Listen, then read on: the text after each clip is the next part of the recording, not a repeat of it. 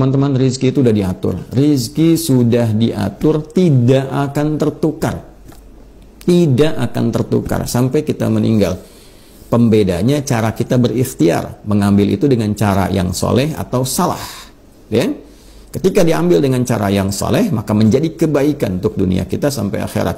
Tapi ketika diambil dengan cara yang salah, hanya mengoptimalkan nafsu, kelihatannya banyak, yang dipakai sedikit juga. Ya, kalau nggak percaya tuh yang ngumpul-ngumpul banyak dengan cara yang salah, makannya itu nggak akan sebanyak yang dikumpulkan itu. Ngambil dengan cara menipu 1 miliar, makan sehari habis tuh 1 miliar. Tidak.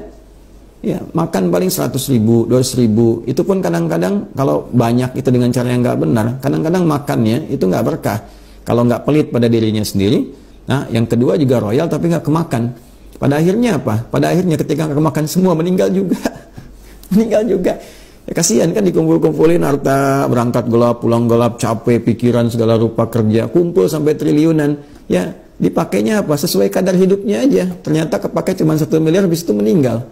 Ya, terus value-nya mana? Value kehidupannya. Dinikmatin enggak? Ke keluarga enggak ada waktu. Di masyarakat juga demikian adanya gitu kan. Terus pulang kepada Allah pengen dapat surga. Jadi kan jadi menarik gitu babnya. Nah, hal semacam ini sama juga dengan pejabat. Hati-hati itu jabatan kan disumpahnya pakai Al-Quran tuh yang Islam. Awas lo, hati-hati dengan nama Allah, ya, demi Allah. Nah, diletakkan di atas kepalanya itu. Itu berat hisabnya di hari kiamat. Ya kan? Hati-hati itu, hati-hati.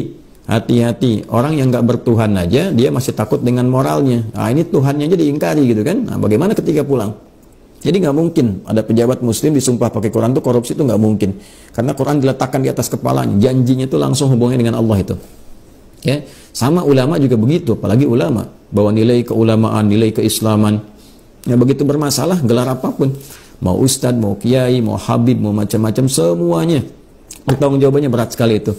Ya, karena ketika orang kemudian melihatnya keliru, yang jelek nanti agamanya. Ya, fitnahnya tinggi sekali. Maka dari itu penting ada keseimbangan untuk menjaga. Ya, cukuplah jadi orang baik apa adanya dikerjakan. Kalau mau kerja sampai sukses jadi pebisnis yang kaya sekali, bagus, tapi ikuti aturan, ya kan? Kalau mau kuliah bagus, ayo yang tinggi prestasi sampai IPK 4, kalau perlu di atas 4 kalau masih ada, gitu kan? Ya, kalau di atas summa cum laude masih ada, terus sampai atas lagi, sampai sukses, tapi ikuti aturan. Jangan curang, jangan nyontek, jangan plagiat, jangan macam-macam. Ikuti yang betul supaya ilmunya berkah. Setelah itu amalkan. Ya, demikian seterusnya. Hidup tuh simpel.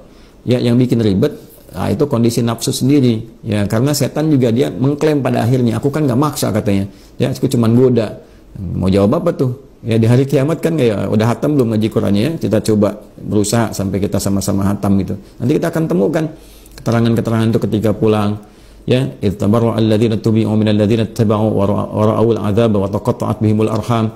Ya, ketika setan yang saat menggoda di kehidupan dunia itu tiba-tiba berlepas diri, ya, kemudian melihat azab, putus hubungan ya, aku nggak ada hubungan lagi, ya, itu klaimnya itu. Nanti dituntut tuh gara-gara kamu, aku kemudian terancam dengan azab, terancam dengan neraka. Setannya enteng sekali bilangnya tuh, siapa yang suruh ikut saya kan nggak maksa, saya cuma goda, berikan was-was, tidak maksa, kenapa ente ikut? Kan itu nggak enak sekali kalimatnya. Terus mau gimana jawabnya, ya kan? Nah, pada konteks ini alhamdulillah kita masih hidup, ada di Ramadan. Intinya kembali kita doa untuk menguatkan ini dulu, spiritual. Sebelum akal pikiran, akal hati dulu. Ya, mesti sehat hatinya dulu. Kalau akal pikiran sehat, akal sehat tapi jiwa nggak sehat, bermasalah.